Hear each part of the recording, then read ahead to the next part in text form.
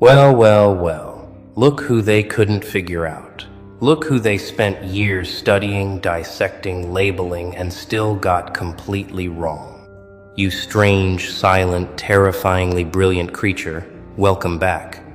Or better yet, welcome to the part of yourself they were never smart enough to understand. Because what they called weird, what they whispered about at tables you weren't sitting at, what made them uncomfortable in your presence and restless in your absence, that wasn't a flaw. That was the architecture of a mind they didn't have the vocabulary to describe. And the fact that they couldn't name it scared them more than anything else ever could. Before we begin, if this frequency already lives in you, 2 books were written for exactly that mind. The Crown of Ash, Grim Grit Edition, The Quiet Edge, Grim Grit Edition 2. Links in the description. Now let's get into it. Let's be honest about what actually happened. They saw the way your brain worked, and it unsettled them. They saw you pause where others rushed. They saw you notice things no one else caught. They saw you sit quietly in a room full of noise, and somehow hear something deeper than the sound. And instead of asking what you were hearing, they decided something was wrong with you. That is what people do when they encounter a frequency they cannot tune into. They don't question the radio. They call the signal broken. They called you broken. But here you are, still transmitting, still receiving, still picking up signals from depths they will never reach. You have been called too quiet, too intense, too much, and not enough simultaneously. You have been told you think too deeply, feel too sharply, and analyze too precisely. You have been handed the word weird like it was a diagnosis, like it was something you needed to be cured of, like your mind was a problem requiring a solution. But no one ever told you the truth. The truth is this: every single person who ever called you weird was standing in the presence of a genius and had absolutely no idea what they were looking at. They were holding a rare frequency in their hands and calling it static. There is a specific kind of loneliness that comes with having a mind like yours. It is not the loneliness of being alone in a room. It is the loneliness of being in a room full of people and realizing, slowly and then all at once, that no one is thinking the way you are thinking. No one is following the thread you are following. No one sees the pattern you already mapped out 3 conversations ago, and so you stop talking. Not because you have nothing to say, but because you already know they won't follow you there. And that silence gets mistaken for arrogance, or strangeness, or both. They thought you were distant. What you actually were was already ahead. They thought you were difficult. What you actually were was precise. They thought you were cold. What you actually were was exhausted from translating yourself into a language that kept losing meaning by the time it arrived. Because that is what genius costs. It costs you the easy conversations. It costs you the comfortable smallness. It costs you the nod of recognition from people who simply do not have the depth to meet you where you live. And you paid that price without even understanding that it was a price, because you never chose to be this way. You were just built different, wired different, and the world told you that was something to be ashamed of. But here is what no one explained to you when you were sitting alone at lunch, or being talked over in meetings, or watching everyone else laugh at a joke you had already dismantled in your head before the punchline landed. The cost of being different is not evidence of wrongness. The cost of being different is the tuition. And every year you paid it. Every year you sat in that specific silence and held your mind still and decided to stay anyway. You were earning something they will never be able to buy. You were earning the kind of depth that changes everything. For you, and eventually for the world around you. The ones who called you weird were not wrong that you were different. They were wrong about what different meant. Different, to a fearful mind, means broken. Different, to a perceptive mind, means rare. And rare things are not comfortable. Rare things do not blend in. Rare things make people feel something they cannot articulate, and so they reach for the nearest ugly word and throw it. They threw it at you. For years, some of them threw it, and you carried it like it was true. but it was never true. It was just the only word they had for something they could not measure. Here is a secret they do not teach in any classroom. Genius, in real life, does not look the way it looks in films. It does not arrive in a blaze of obvious brilliance, with everyone applauding and lights overhead. In real life, genius looks awkward. Genius looks restless. Genius looks like someone who cannot sit still in a conversation that is moving too slowly.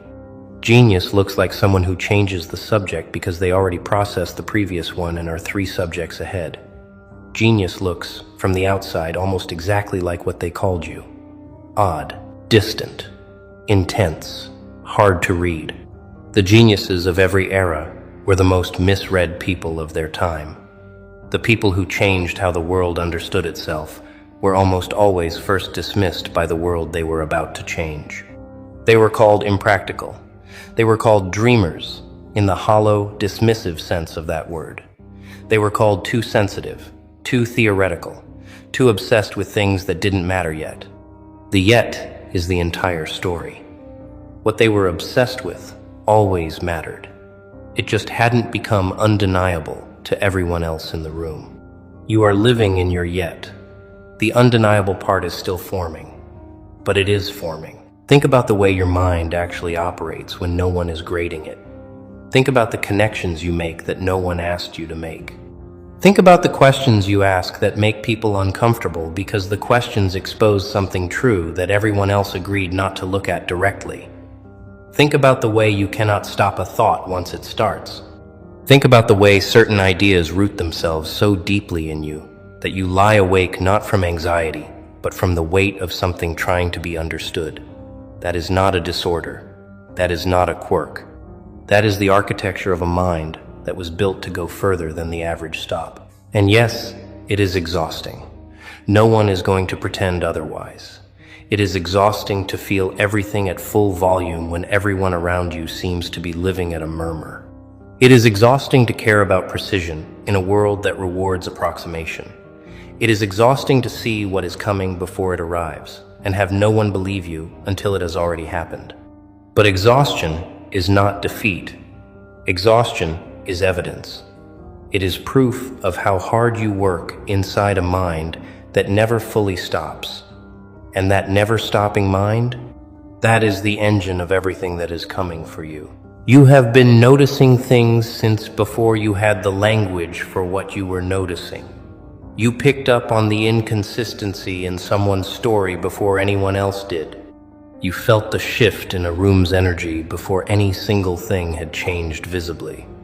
You saw the outcome of a situation playing forward in your mind while everyone around you was still reacting to the beginning. You tried to say something about it sometimes, and people looked at you like you had invented the concern, like you were being paranoid or dramatic or reading too much into things. Then exactly what you described happened, and somehow they still didn't update their opinion of you. That is the specific cruelty of the perceptive mind. You see the thing, you say the thing happens, and somehow the credit does not go where the vision did. Instead they say, you got lucky. Instead they say it was obvious. Instead they quietly absorb what you gave them, carry it forward, and forget that you were the one who stood there seeing it first, while everyone else was still arguing about whether there was anything to see. This is not a small thing. This is not a grievance. This is a pattern that matters, because what it reveals is that your vision is real, your perception is real, and the world around you is consistently catching up to a place you already were. The patterns you see are not accidents of overthinking. Overthinking is what the underprepared mind calls the prepared mind working at speed. When your brain cycles through 40 possibilities before someone else has considered 5, that is not anxiety dressed up as intelligence. That is processing power. That is the thing that makes certain people dangerous in the most productive sense of the word. The sense that means they cannot be fooled as easily. The sense that means they will find the leverage point in a system faster than anyone else in the room. The sense that means when something actually matters, you want them thinking, and you have always been that person. In every room, every situation, every problem that landed in your life. You were the one running the deeper calculation. Sometimes you hid it. Sometimes you learned to perform the slower version of yourself so people would feel more comfortable. Sometimes you deliberately dimmed the frequency because being fully on was more socially costly than you could afford at that particular moment. And even then, even running at half capacity, you still caught what others missed. Imagine, just for a moment, what you catch when you stop dimming it. They told you that you were too sensitive. They said it like it was a warning, like it was a vulnerability they were kindly alerting you to, like they were doing you a favor by pointing out the crack in your structure. But sensitivity and intelligence are not separate things. They are the same system operating through different channels. The same neural architecture that lets you feel an atmosphere shift when you walk into a room is the same architecture that lets you understand a complex idea from multiple angles simultaneously. They are not different gifts. They are the same gift, expressed in two directions. The most perceptive people in every field, in every discipline, in every creative and analytical domain the world has ever produced, were sensitive people who learned to use that sensitivity as data rather than wound. They felt things sharply. They felt betrayal deeply, injustice viscerally, beauty almost physically. And that sharpness, rather than crippling them, gave them access to a richness of experience that the so-called tougher people around them simply could not reach. Their art was richer. Their analysis was richer. Their understanding of other human beings was richer, because they paid attention with their entire nervous system rather than just their surface mind. When they told you to toughen up, what they were actually asking you to do was to become less accurate. They were asking you to sand down the very instrument that allows you to read the world most precisely. They were asking you to be worse at the thing you are actually built for, in exchange for being more comfortable at a dinner table or a group conversation. And some part of you, the part that just wanted to belong, almost agreed. Some part of you spent years trying to feel less, notice less, care less, because caring that much seemed to cost too much. But you couldn't do it. You couldn't turn it off. Because it isn't something you do, it is something you are. And that refusal to stop feeling, that stubborn, relentless sensitivity that survived every attempt to blunt it, that is one of the most precise things about you. You did not let them make you into someone who moves through the world half-registered. You stayed fully arrived in every moment, even when every moment cost you something. And that staying, that full presence in your own experience, even when experience was painful, is what built the depth in you that makes you genuinely different from the people who told you there was something wrong with how much you felt. Let's talk about what you actually did with all of that time they thought you were wasting. The hours you were in your own head, the silence they called antisocial, the solitude they called isolation. Because you were not absent, you were constructing. You were building frameworks inside yourself that most people spend a lifetime looking for outside themselves. You were developing a relationship with your own mind that most people never get to, because most people are too afraid of what lives in the deep water of their own thinking to ever go there and stay. You went there, you stayed, and yes, sometimes it was uncomfortable. Sometimes the deep water was cold and dark and you came up gasping and told yourself you wouldn't go back. But you always went back. Because something in you understood, even before you had the words for it, that the work being done in that silence was the most important work of your life. The ideas being forged in that solitude were sharper than anything that gets built in the noise. The understanding being constructed in that stillness was more durable than anything assembled in the rush of performance and approval. The world does not reward the inner work while it is happening. It only rewards the results once they are undeniable in public. And so for years, maybe for most of your life so far, you have been doing the kind of work that earns no applause in real time. You have been doing the deeply private, deeply serious labor of becoming someone who actually understands something. Not just someone who sounds intelligent at the right moments, but someone who is genuinely, structurally, bone-deep intelligent. And that kind of intelligence takes the time it takes. It cannot be rushed. It cannot be performed. It has to be built, and you have been building it. So when they dismissed the time you spent thinking as time wasted, when they told you to get out of your head, when they made you feel like the internal life you were living was a form of avoidance rather than a form of construction, they were wrong about the most fundamental thing. They thought the stillness was emptiness. It was never emptiness. It was a workshop, and the things being made inside it are going to outlast every opinion that was formed about you on the surface. Here is the part that is uncomfortable to say, but too important to leave out. The people who tried hardest to convince you that something was wrong with you were almost always the people who had the most to lose if you ever fully understood how capable you were. Because your full capability is a mirror, and what it reflects back is the gap between what they settled for and what was actually possible. The moment you stop apologizing for your mind is the moment their choices become visible by contrast.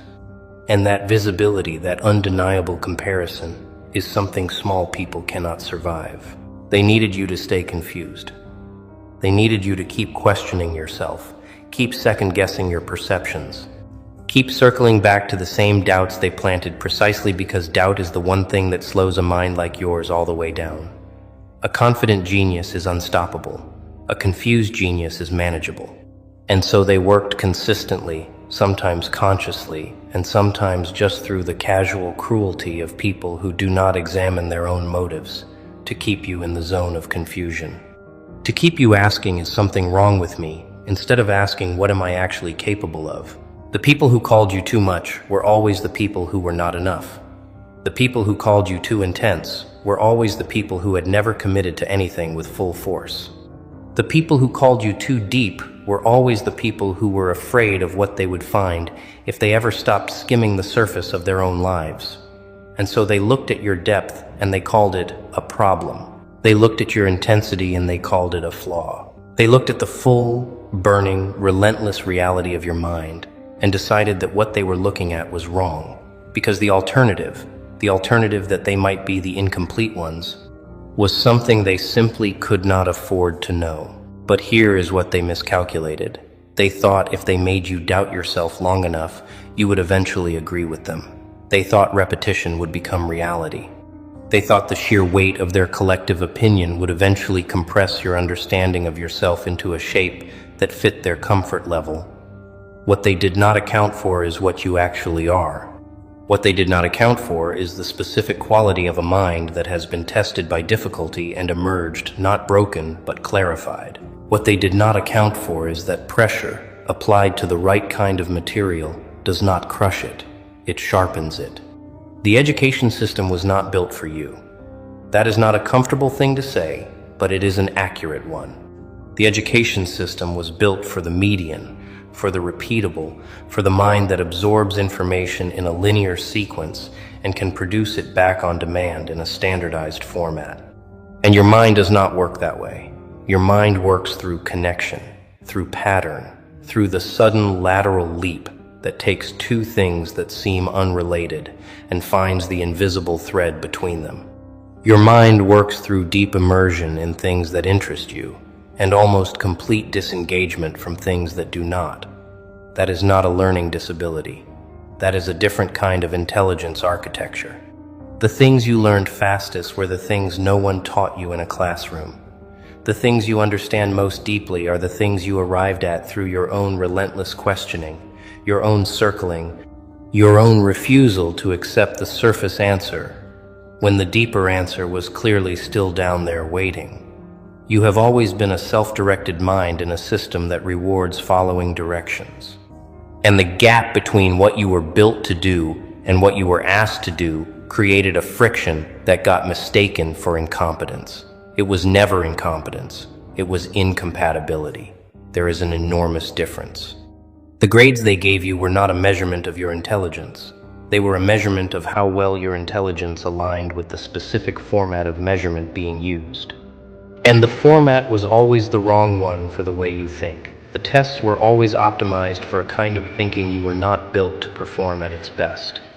And so you walked away from institutions carrying scores and assessments that told a story about you that was structurally incapable of being accurate. You walked away from a measuring system that didn't have a unit of measurement that corresponded to what you actually had. And somewhere in you, you knew it. Even when no one else believed it, some part of you always knew the score was wrong. The intelligence that actually lives in you is the kind that shows up in real problems, in real situations, in the moments when the framework fails and someone has to think outside of it. It shows up when the map stops matching the territory and someone has to navigate anyway. It shows up in the midnight insight, in the problem that has stumped everyone else for weeks, until the moment you sit down with it alone and something in your mind reaches out and simply touches the answer. That kind of intelligence does not score well on standardized tests, but it does the things that matter most when the stakes are highest. You have always understood people better than most of them understood themselves. You watched, from a very early age, the way people performed versus the way people actually were. You noticed the gap between the story someone told about themselves and the story their behavior was telling simultaneously. You watched people claim values they didn't hold and disown feelings they were obviously experiencing. You saw the subtext running under the text, the secondary motive moving behind the stated one, the real wound being protected by the elaborate constructed personality on top of it. And you understood, even if you couldn't articulate, what all of it meant. This made you strange to people, because when you see someone that clearly, you cannot pretend not to. You cannot sit across from someone and perform the social fiction that you believe the performance they are giving. Something in you is always reading the deeper layer. Something in you is always tracking the thing no one said. And people feel that. Even when they cannot name it, even when they have no conscious awareness that they are being perceived at the level they are being perceived at, they feel it, and it makes them uncomfortable. Because being truly seen, not the version of yourself you present, but the actual version, is one of the most uncomfortable human experiences. So they called you intense. They called you strange. They said you made them feel a certain way they couldn't explain, and that feeling was not entirely comfortable. What they were describing was the experience of being in the presence of someone who was actually paying attention. Not the social surface kind of attention, the real kind. The kind that misses nothing and forgets nothing and connects what it finds into a picture that is, more often than not, significantly more accurate than the picture the subject has of themselves. That is not a social disadvantage. That is a profound and rare human capacity, and you have had it since before you knew what to do with it. The question now is not whether you have this capacity. The question is what you are going to do with it, now that you understand what it is. Because a mind that can read people, read systems, read patterns, read the thing beneath the thing, is not a mind built for a small life. It is not a mind built for the background. It is a mind built for the exact work of the moment you are currently living in, which is the work of figuring out what is real, what is true, and what the actual shape of the territory looks like under all the maps that have been drawn wrong.